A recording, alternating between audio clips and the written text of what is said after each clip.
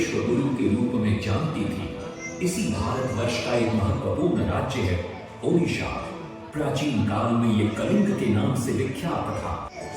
सूर्य की पहली किरण इसी प्रदेश के एक कोण पर पड़ती है। इसी स्थान पर कभी संसार का सबसे भव्य और विशाल सूर्य मंदिर बनवाया गया था। तुम कलिंग की पहचान है कोणार्क, इतिहास का स्वाभिमान है कोणार्क। कलाकृति के मुख्य द्वार तुम जग में, कला शास्त्र के दिव्य झलक पत्थर में, विश्व गुरु भारत के गौरव, आज दया के पात्र हो क्यों। कोणार्क कोणार्क कोणार्क कोणार्क।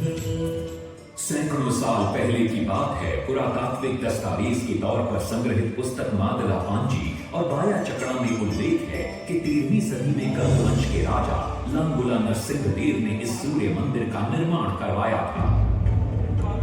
नरसिंहदेव युद्ध में बड़े प्रवीण और शक्तिशाली थे और मात्र 18 साल की उम्र में वे अपने पिता राजा अनंग भीमदेव की विशाल सेना के प्रधान सेनापति नियुक्त कर दिए गए थे।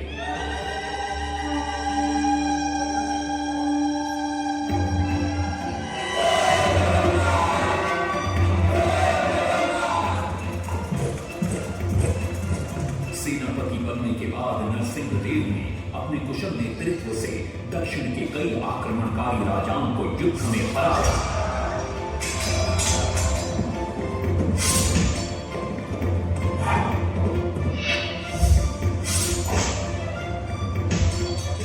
और उनके राजकोष पर कब्जा कर लिया।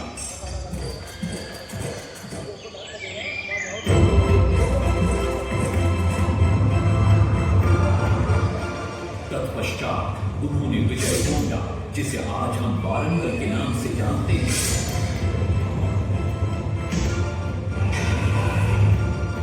कि काकतीय वंश के राजा गणपति को परास्त किया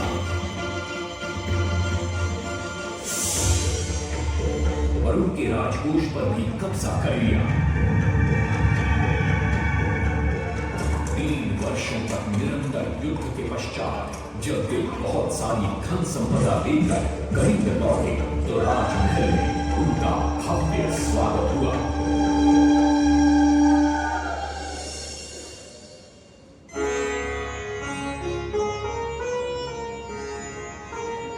राजमाता कस्तूरी देवी पुत्र नरसिंहदेव की वीरता से बहुत प्रसन्न हुई और पुत्र के सामने अपने मन की इच्छा प्रकट की।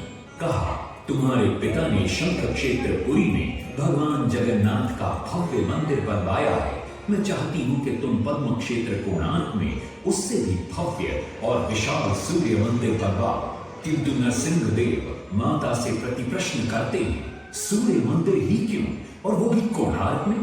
तब राजमाता कस्तूरी देवी बतलाती हैं, द्वापर युग में भगवान श्री कृष्ण के पुत्र सांब बड़े ही सुंदर और सुकुमार थे।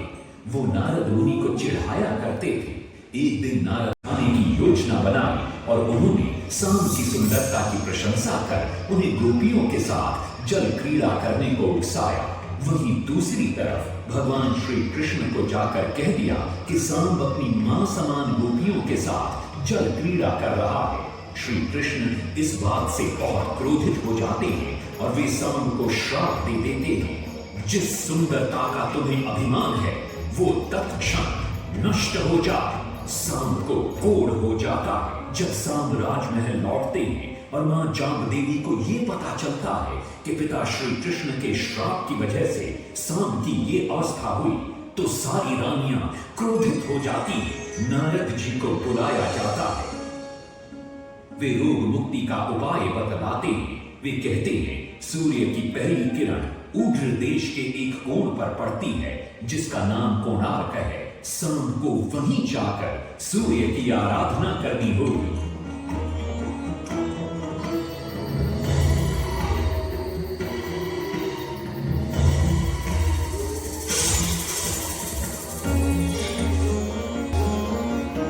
बहुत ही लंबी और कठिन यात्रा के पश्चात शाम अपने सैनिकों और सेवकों के साथ कोणार्क की चंद्रभागा नदी के तट पर पहुंचते हैं और नित्य प्रातः स्नान के बाद सूर्य की आराधना आरंभ करते हैं।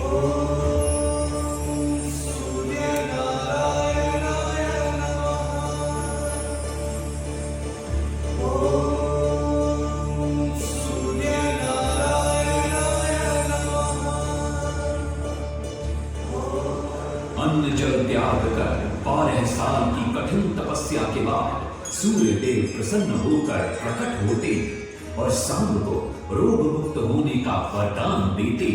पुत्र, आज रात्रि के चतुर्थ प्रहर में स्नान करते समय नदी के तल में तुम्हें एक वस्तु मिलेगी, वो मेरा ही प्रतिरूप होगी। उसका स्पर्श पाते ही तुम इस कोढ़ रोग से मुक्त हो जाओगे। स्नान के पश्चात शाम जब नदी से बाहर आते हैं तो वो रोग मुक्त हो चुके होते हैं। उनके हाथ में एक छोटा सा पत्थर है। उनके सुंदर और सुकुमार शरीर को देखकर सारे अनुचर और सिपाही प्रसन्न होते हैं। शाम उस पत्थर को वहीं स्थापित कर एक छोटा सा मंदिर बनवाते हैं। लेकिन जब उन्हें ज्ञात होता है कि सूर्य पूजा का विधि विधान यहाँ किसी को पता नहीं है तो वे चिंतित हो जाते हैं। वे ध्यान में बैठते हैं। सूर्य देव पुनः प्रकट होते हैं और शाम के पूछने पर बतलाते हैं कि दूर पश्चिम में साक्य देश के मागा ब्राह्मण पूजा की विधि विधान जानते हैं। शाम साक्य देश की ओर निकल पड़ते हैं जो आज का ईरान है। महीनों की लंबी यात्रा के बाद शाम 18 मागा ब्राह्मण परिवारों को साथ लेकर कोणार्क लौटते हैं और सूर्य मंदिर में पूजा शुरू हो जाती है। राजमाता कस्तूरी देवी नरसिंह देव को बतलाती है कि विवाह के कई वर्षों बाद तक जब हम निसंतान थे, मैंने भी उस सूर्य मंदिर में पूजा अर्चना की और तुम पुत्र रूप में मुझे प्राप्त हुए। माता की बात सुनकर नरसिंह देव मां को कोणार्क में संसार का सबसे भव्य और विशाल मंदिर बनाने का वचन देते। सदाशिव सामंतराय महापात्र जो शिवेई सांतरा के नाम से लोकप्रिय थे, वे अपने सहयोगी बीसू महाराणा के साथ मंदिर का प्रतिरूप बनाते हैं और नरसिंह देव के समक्ष प्रस्तुत करते हैं। नरसिंह देव मंदिर का प्रतिरूप देखकर अभिभूत हो जाते हैं और शीघ्र मंदिर निर्माण कार्य आरंभ करने का आदेश देते हैं। दूर दूर से बड़े बड़े पत्थर लाए गए, जितने पत्थर डाले गए सारे टूट गए। आदमी का ताला उसमें डाले गए, नहीं मटा ताला सारे टूट गए। सिर्फ सांत्वना हुए परेशान, किसी विधि मंदिर बने। सिर्फ सांत्वना हुए परेशान, किसी विधि मंदिर बने। एक दिन वे चिंतामग्न कोणार्क लौट रहे थे, तभी उन्हें प्यास महसूस हुई। उन्हें पास ही में एक कुटिया दिखाई पड़ती है जहाँ एक बूढ़ी औरत से उनकी भेंट होती है। शिवेई सांतरा पानी मांगते हैं। बूढ़ी औरत पानी के साथ गरम गरम भोजन भी लेकर आती है। वे थाली के बीच में हाथ डालते हैं जिससे उनका हाथ जल जाता है। तब वो बूढ़ी औरत मुस्कुराकर कहती है, तुम तो शिवेई सांतरा की तरह बीच से भोजन उठाकर खा रहे हो। ये सुनकर शिवेई सांतरा को अपनी भूल का एहसास होता है। माता रामचंडी ने उपाय सुझाया, समझे सिर्फ सांतरा।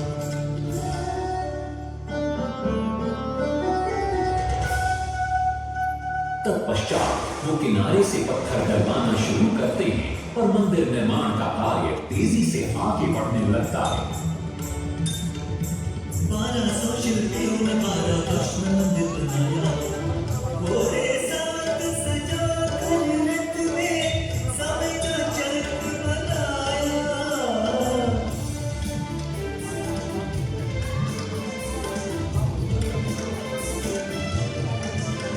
दूसरी तरफ कलिंग के उत्तर के राज्यों के नवाबों के बार बार राज्य पर आक्रमण हो रहे थे। इन आक्रमणों से क्रोधित होकर नरसिंहदेव अपनी विशाल सेना को लेकर युद्ध के लिए निकल पड़े।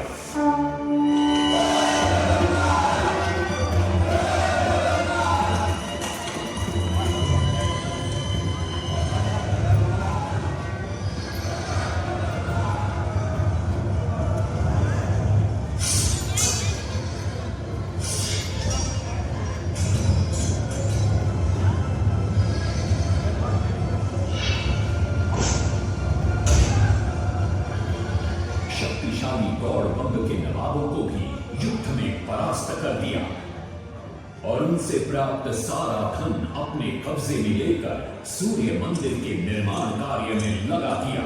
1200 कारीगरों के अथक प्रयास से 12 साल बाद विशाल और भव्य सूर्य मंदिर बनकर तैयार हुआ।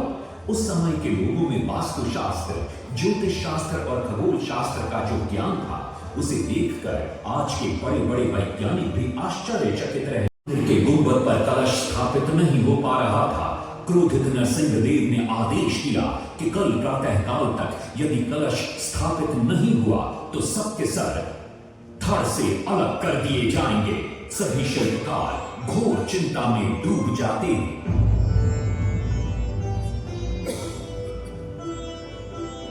दूसरी तरफ मुख्य शिल्पकार बीसू महाराणा का 12 साल का बेटा धर्मपद सूर्य मंदिर के प्रतिरूप पर कलश बिठाकर प्रसन्न होता है और मां के सामने अपने पिता से मिलने की इच्छा व्यक्त करता है। मां अपने बागीचे के बेर पोटली में बांध कर देती है और कहती है, अपने कुत्ते बलिया को साथ लेकर कोणार्क जाओ। बलिया अपने मालिक को पहचान लेता है और बीसू महाराणा से लिपट जाता है। धर्मपद अपने पिता को प्रणाम करता है और अपना परिचय देता है। सबको चिंता में देखकर वो अपने पिता से इसका कारण पूछता है। कारण जानकर धर्मपद कहता है, अगर आप आज्ञा दें तो मैं मंदिर के गुंबद पर कलश स्थापित कर सकता हूं। शिवे सांतरा धर्मपद को अनुमति दे देती। धर्मपद गुंबद पर चढ़ जाता है और कुछ ही समय के प्रयत्न के पश्चात वो कलश को स्थापित करने में सफल हो जाता है। गुंबद पर कलश स्थापित होते ही नीचे गर्भगृह में चारों दिशाओं में लगे चुंबकों के आकर्षण से सूर्य महाप्रभु की मूर्ति शून्य में स्थापित हो जाती है। सब धर्मपद को कंधे पर बिठाकर खुशी से नृत्य करने लगते हैं। तभी कुछ कारीगर इसका विरोध करते हुए कहते हैं, अगर सुबह राजा को ये पता लग गया कि इस बच्चे ने कलश को स्थापित किया है तो किसी का बचना संभव नहीं है, इसलिए धर्मपद को मरना होगा। इस बात से शिवे सांतरा बड़े क्रोधित हो जाते हैं। भीषण वाद विवाद छिड़ जाता है। ये सब देखकर धर्मपद गहरी चिंता में पड़ जाता है और वो सोचता है कि यदि मेरे जीवित रहने से इन सब का सर काट दिया जाएगा तो इससे अच्छा है कि मैं आत्म बलिदान कर दूं ताकि सबके प्राण बच जाएं। और उसी पल धर्मपद नवनिर्मित सूर्य मंदिर के शिखर पर चढ़ जाता है।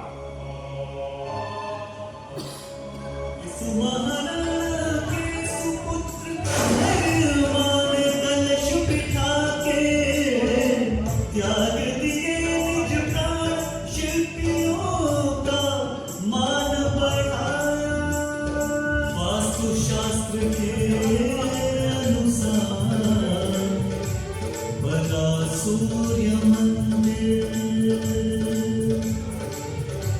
सूर्य उत्तरायण हो या दक्षिणायण हो, सूर्य उदय के आज भी पहले किरण पड़ती प्रभु के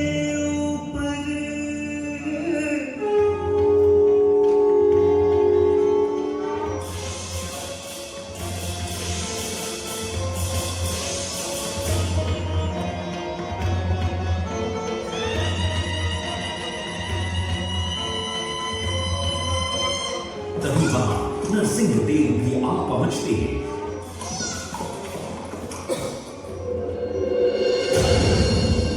और सूर्य महाप्रभु को शून्य में स्थापित देख वे भी आनंद से भर जाते हैं।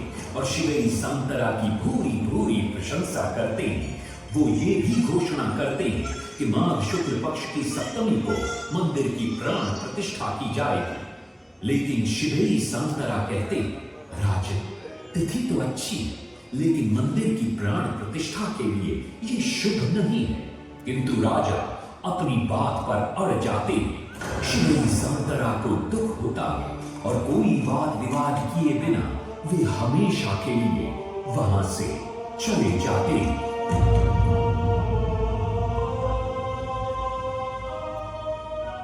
पूर्व निर्धारित तिथि पर मंदिर की प्राण प्रतिष्ठा संपन्न होती है।